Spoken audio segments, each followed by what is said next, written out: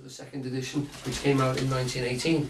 So, but they were actually, Russell was his student at Cambridge, and Whitehead was a mathematician until quite late in his life. He was about 60 when he turned into being a philosopher, and he started to, because he couldn't see the,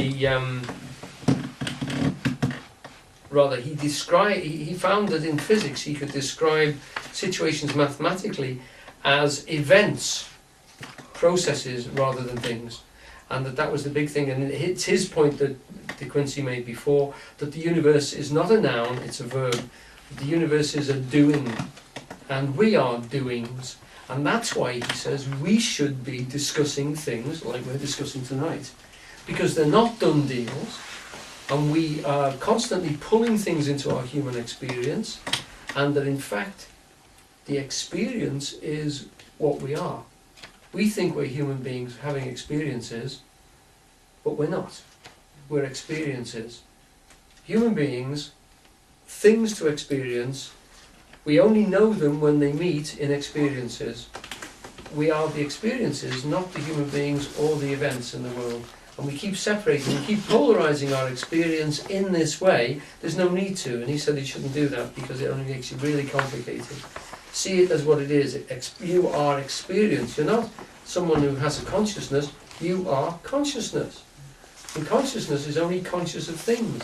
So the things and the consciousness together make an experience. Okay?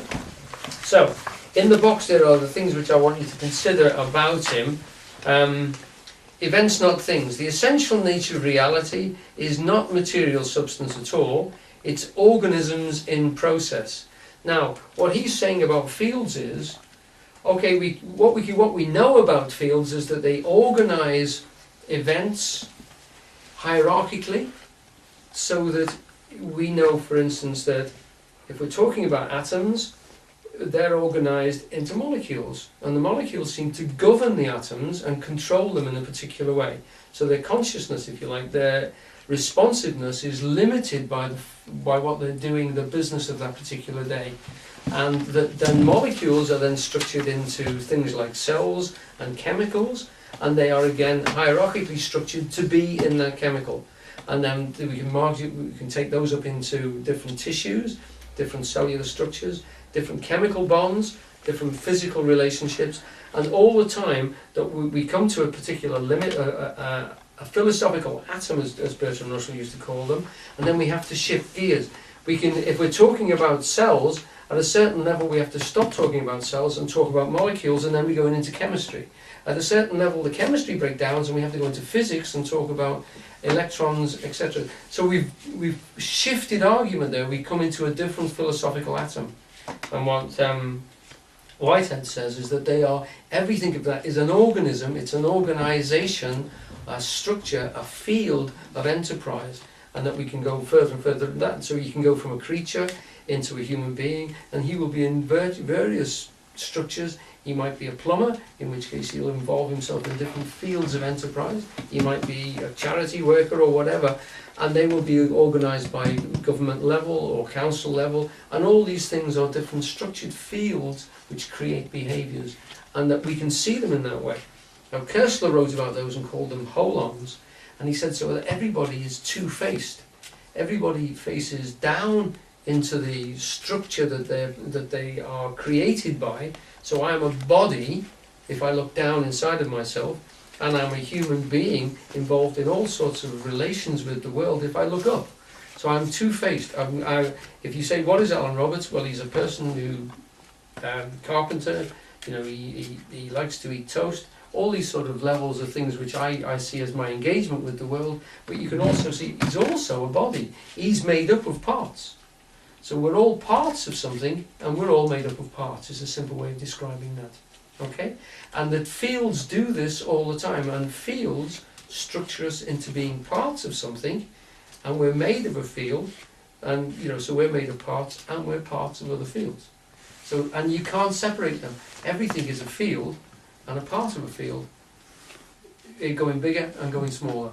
And that's what structures the universe. And that's what he means when he says we're all doings.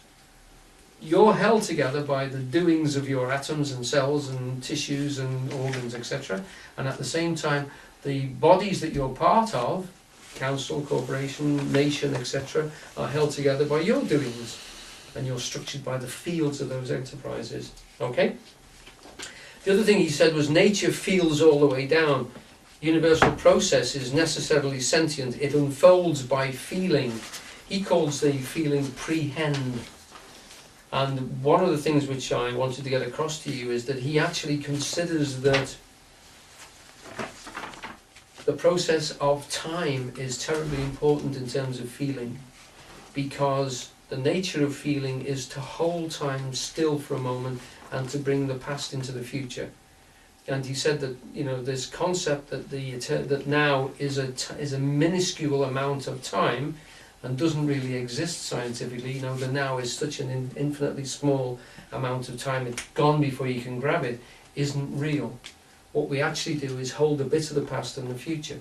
That's what you were doing when we did this, because to hear it fade means you're holding on to what it sounded like, and you're hearing it slowly diminish, so you're echoing backwards and forwards between the two states before, so that now is bigger than we think of it. It's, what's it called? Actually, no, it's Humphreys who calls it a thickened moment. The moment isn't as brief as we thought it was. And for us to experience, as we experience, we're holding ourselves in this thickened moment, okay? From fundamental event, that's Humphreys is that use of words.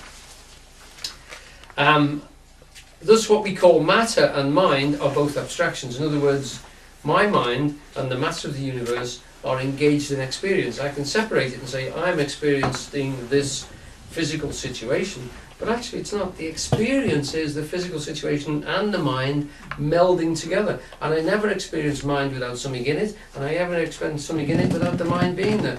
So the experience is the real thing, not the mind and not the matter. Okay? And that's even true for scientists at the subatomic level. Whether there's a mind and there's matter there, there's actually an experience, whether it's looking through a microscope or whatever. So he says, why bother with separating those two poles out?